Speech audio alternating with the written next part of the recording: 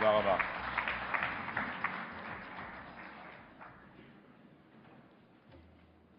Thank you very much, Mr. Linde. I take this opportunity to congratulate you for your new position as the editor-in-chief of the Jerusalem Post. As you said correctly, for many in the world, for many Jews across the world, and even for many Israelis, the Jerusalem Post has been for many years a landmark, a major speaker for the Jewish interests, for the state of Israel, and for the sense of solidarity which exists between us and Israel, and many who wish they could read Hebrew but speak more fluent English to be able to communicate with us through the Jerusalem Post. I congratulate the Jerusalem Post, the publisher, Eliezer, for the first, what will become the annual conference of the Jerusalem Post. And it is very appropriate that you chose to start this first conference just a couple of days after the Day of Independence of the State of Israel, because the Jerusalem Post walks alongside the independence of the State of Israel, the strengths of the State of Israel, the celebrations of the State of Israel, and that's why we are so proud, as I'm sure the distinguished guests that you brought here to participate in this conference. Mr. Linde mentioned, to the joy of many of you, that Jerusalem is the capital of the world, and that New York is the capital of the universe. Which reminds me that once upon a time, not too far ago, the mayor of New York was Rudy Giuliani, and I was the mayor of Jerusalem. And we have established good personal relations. I like Rudy very much. I think he was a great friend of Israel. He still is a great friend of Israel, and a great friend of Jerusalem. In the entire period of his service for 8 years as mayor of New York, he never left the city except for 3 times. In all these 3 times, I mean, he never left America while he was mayor of New York, except for 3 times. In all these 3 times, he came to Jerusalem, not to any other place in the world. And whenever we spoke, he used to say that that New York is the capital of the world. And I got a little bit upset. I say to Rudy privately, I said, Rudy, we have to work it out. With all due respect, New York is not even the capital of America. He says, that's true, but it's capital of the world. Listen, I say to him, in that case, if you declare, especially in front of me, in front of a big audience in New York, that New York is the capital of the world, you have immediately to add that then Jerusalem is the capital of the universe. So he agreed, and we did it several times. So I just want to correct Mr. Linde. Jerusalem is not the capital of the world if New York is the capital of the universe. It's the other way around. But it brings me into one of the issues which I'm sure will be mentioned or discussed directly or indirectly in this event. What is the real status of Jerusalem? And what is the Jerusalem that we are talking about when we talk about the indivisible Jerusalem? Of course, for us, for every Jew, Jerusalem is indivisible. But Abu Dis, is Abu Dis part of Jerusalem? Is it really worthy to pull in all the energies and all the resources and all the power and all the convictions and all the determination of the Jewish people to fight for the unity of Abu Dis and Jabal Mukaber as part of Jerusalem? Was it part of Jerusalem 70 years ago, 80 years ago, 100 years ago? Is it that part of Jerusalem for which Jews were praying for 2,000 years when they prayed to God that God will return us back with great compassion into the city of Jerusalem? So I'm not certain that when we talk about Jerusalem, when we all talk about Jerusalem and we talk about the indivisibility of Jerusalem, that we understand each other accurately.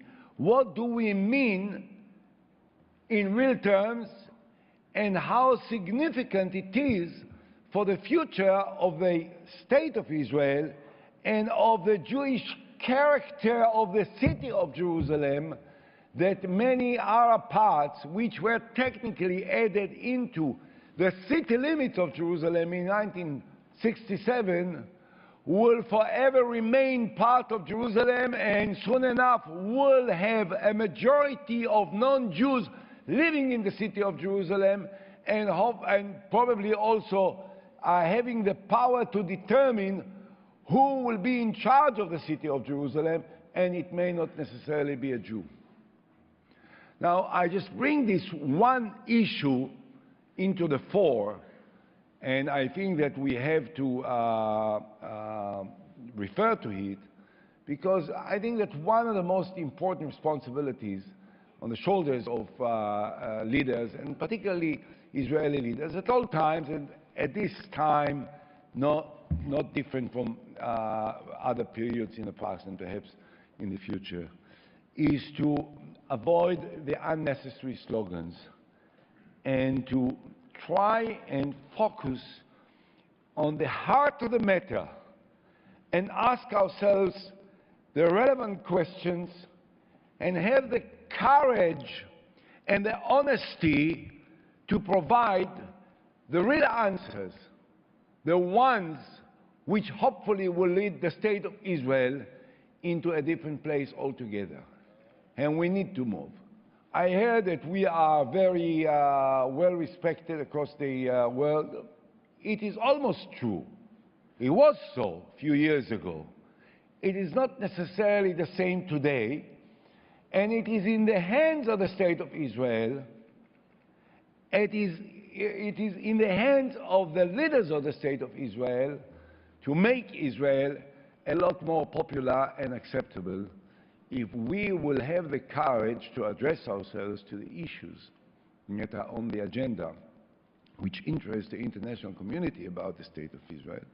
And I think that first and foremost is the issue of the relations between us and our neighbors.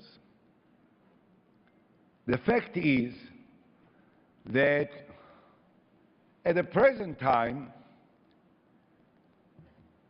we use excessive slogans. We want peace. Of course we want peace.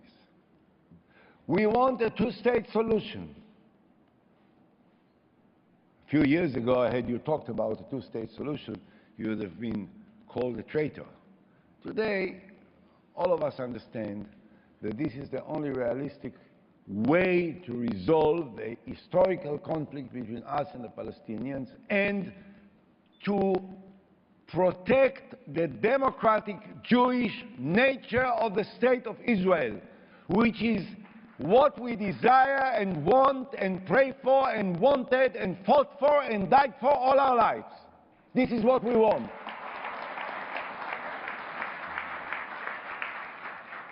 But in order to achieve a two-state solution, we have to sit with the other side. And in order to sit with the other side, we have to be prepared, not by a lip service, not by empty slogans, but in real life, in practical life, to compromise in order to be able to push forward this process of negotiations into a point where we can reach an agreement. And this is precisely what doesn't happen now. Now, I certainly don't want to enter into a minefield. There are some military personalities here, the greatest military personalities Israel ever had, maybe, who is the former chief of staff, the former head of Mossad, the former commander of the Air Force, and they're more used to going in those minefields. I'm not. You know, I'm only a former political person. But I have to say this, and I want to say it up front, you know, without trying to fluctuate. It is incumbent upon us to go forward and to overcome the political considerations, the party considerations, the election considerations, and the different opinions that may prevail in a coalition structure as it is today, and to go right through into the heart of the problem. If Israel will not be prepared to adjust itself to the inevitable requirements of what is meant by a two-state solution, there will never be peace between us and the Palestinians.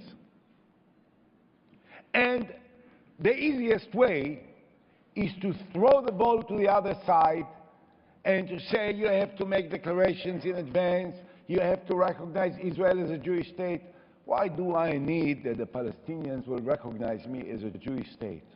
If Israel will be what it needs to be, and the solution will be accepted on the basis of a two-state, inevitably Israel will be a Jewish state, whether they recognize it, whether they don't recognize it.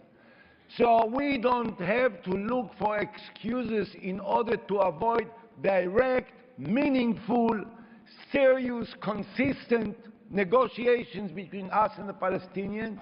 We have to have the courage to go forward and to do it so that we will come close to a peace agreement, which is the lifelong desire of the Jewish people and the state of Israel. And we are not doing it today. I'm not certain. I have to be honest. I'm not certain that if we will do all of this, the Palestinian response will be the one that we want. I don't know. I'm not certain. I'm not certain. But are we looking for excuses, or are we prepared to be the one that pave the way, that are forthcoming enough, and that set the direction that will then change the balance and will put all the pressure on the other side for them to respond, which is not the case today. Today, the international community is absolutely certain that the Israeli side is unwilling to make the necessary concessions which are inevitable if we want to achieve peace. 4 years ago, everyone in the world was certain that we were the ones that offered a peace plan, and the Palestinians to this day did not respond to the peace plan that was proposed by Israel, initiated by Israel, encouraged by Israel, put forth by Israel into the other side, and won the support, the enthusiasm, and the understanding, first and foremost, of the President of the United States. I know it's not the most important thing, but if possible, and you can keep good relations with the President of America, it's not so bad. You don't have to fight with him. You don't have to insult him if it's not unavoidable. You have to respect him. He is the president of the most powerful nation on earth and happens to be a friend of Israel, the former president and the present president.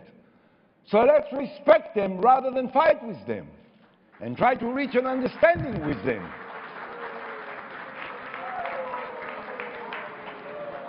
I can see, I didn't talk about the President of Israel.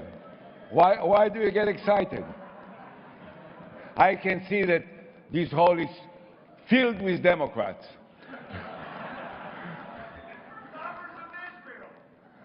Yes. I'm also, by the way, I'm sure not as the one that said from the crowd, I'm also happen to be a supporter of the State of Israel. I did something for it. And I still think that this is not the smartest and this is not the most helpful strategy to fight with any president of the United States of America, and this is incumbent upon the State of Israel and its leaders to make sure that we can remain the best of friends of every president of America. And whoever is not aware of it, whoever, if there is one, I don't know, but if there is one who is not fully aware of it, maybe he is making a mistake.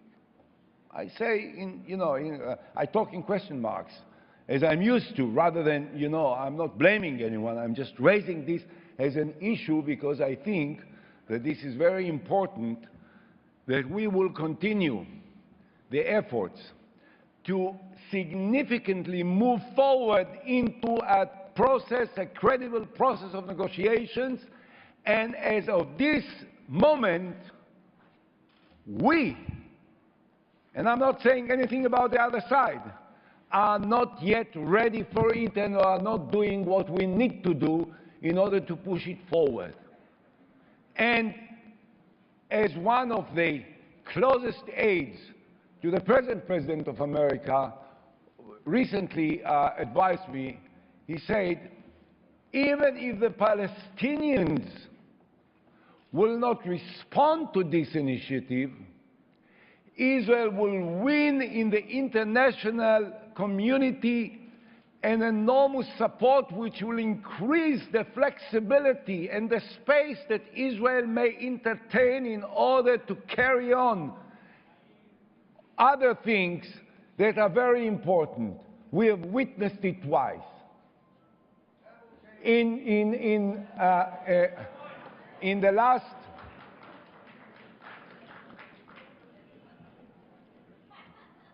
I wonder, there are so many potential writers to the Jerusalem Post.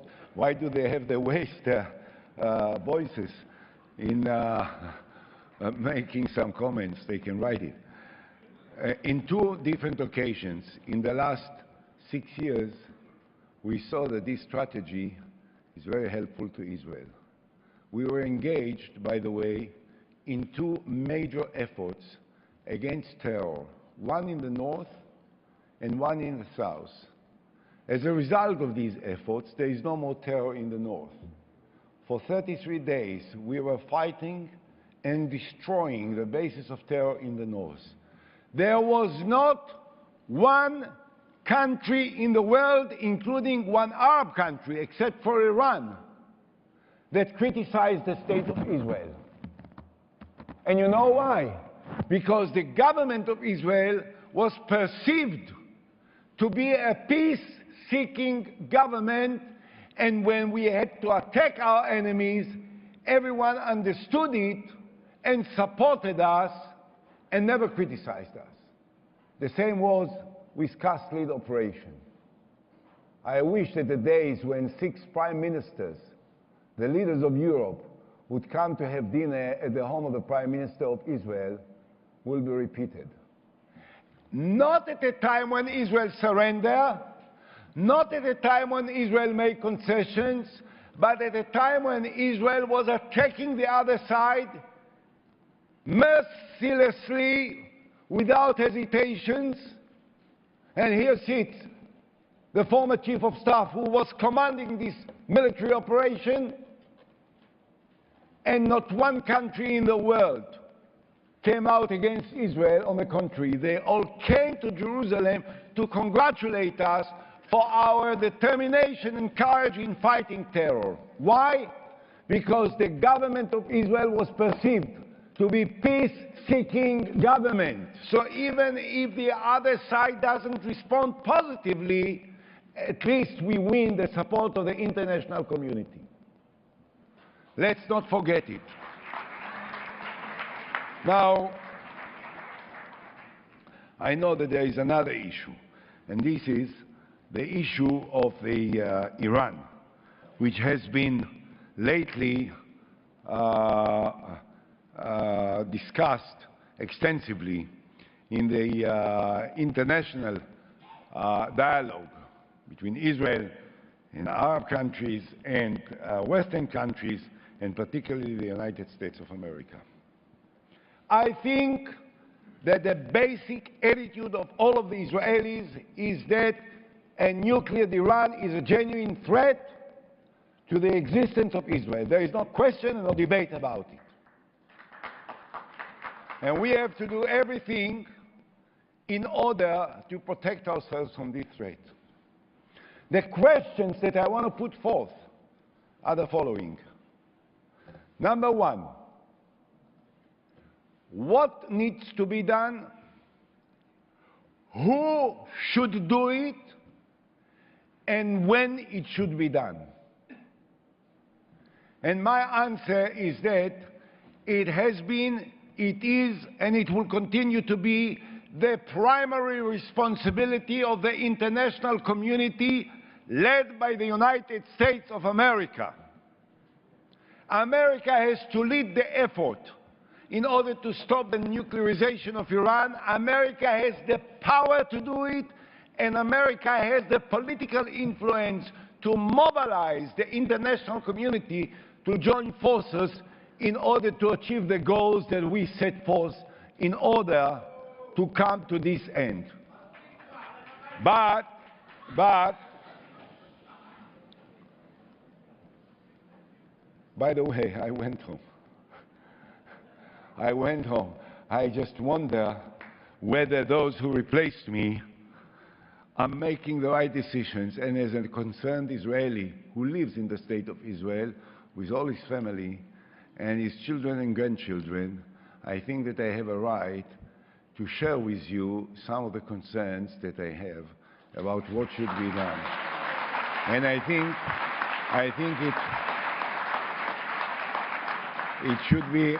it should be respected. I love very much the courage of those who live 10,000 miles away from the state of Israel and are ready that we will make every possible mistake that will cost lives of Israelis when they encourage us to be brave from a distance of 10,000 miles. Thank you very much. My answer to these three questions is as follows. America has to be the one that leads this effort.